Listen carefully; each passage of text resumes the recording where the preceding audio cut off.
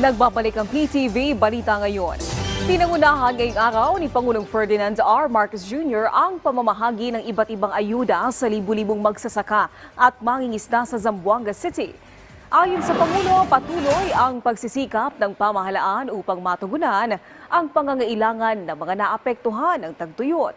Nasa 58 milyong pisong halaga ng ayuda ang ipinamahagi ng pamahalaan sa Zamboanga del Sur, Zamboanga del Norte at Zamboanga Sibugay. Katuwang ng Pangulo sa paghahatid ng tulong ang DSWD, DILG, Department of Agriculture at Department of Health. Kailangan personal kong makita at marinig ang inyong mga hinaing at makita ng aking sariling mata ang kalagayan ng ating mga kababayan. At hindi lang Zamboanga ang ating hahatiran ng tulong. Hindi lamang Zamboanga ang hahatiran natin ng tulong, kundi lahat ng rehiyon ay aking dadalawin. Buong bansa ang tatamasa ng mga programa na ating ipinagkakaloob. Lalarga tayo sa buong kapuluhan. Walang rehiyon na may iwanan, walang lalawigan na makakaligtaan. Hindi ang lokal na pamahalaan ang dudulog sa Malacanang. Ang Malacanang ang pupunta sa mamamayan.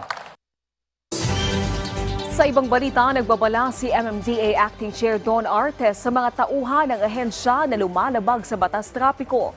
Paalala ng opisyal, ang paglabag sa batas trapiko ay may kaakibat na multa at parusa. Hindi rin aniya kukonsintihin ang ganitong klaseng gawain.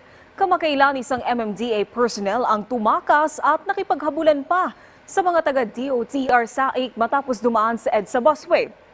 Sinibak sa pwesto ang naturang pasaway na MMDA personnel. Samantala, alamin natin ang ibang balita sa PTV Davao mula kay Kurt Ocon. Mayong adlaw, unom ka mga balay ang naugdaw, samtang usa ka balay ang naguba. Humaniulbo ang sunog sa Purok Mangrubang, Barangay Dumoy Turil, Davao City. Naitabo alas 11:30 sa buntag kagahapon, Mayo 7. Sa report gikan sa Bureau of Fire Protection 11, mukantidad sa 200,000 hangtod 300,000 pesos ang danyo sa maong sunog. Niabot sa first alarm ang status sa maong sunog kung asa apektado ang 8 ka mga pamilya. Hinuon walay natala nga naangol o casualty sa maong insidente. Ideklarang under control ang sunog alas 12:09 sa udto o gideklarang fire out ala 1:02 sa hapon. Gilantaw nga nabiya ang niluto gamit ang kahoy ang hinungdan sa maong sunog. Samtang sa unang higayon, nasiplatan sa Mount Apo Natural Park ang usa ka langgam nga gitawag og Southern Rufous Hornbill. Kini atol sa gihimo nga monitoring activity na adtong Mayo 2 sa Mount Apo Natural Park, Cotabato, monitoring team sa Magpet. Gikonsidera nga endemic species ang Southern Rufous Hornbill o gitawag sab nga Clock of the Mountains sa tribong Obo Manovo nga dunay suod nga koneksyon sa natural park nga ritmo sa kalasangan. Prutas ang ginakaon sa mong langgam nga dakong tabang sa seed dispersal sa ecosystem kung pagdagan sa mga tanom o kahoy sa kalasangan.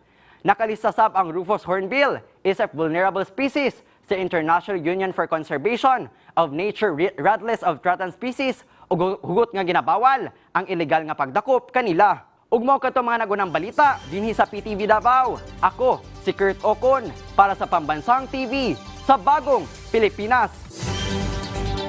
Daghang salamat Kurt Ocon. At yan ang mga balita sa oras na ito. Para sa iba pang update, i-follow at i-like kami sa aming social media sites at PTV PH. Ako po si Naomi Tiburcio para sa Pambansang TV sa Bagong Pilipinas.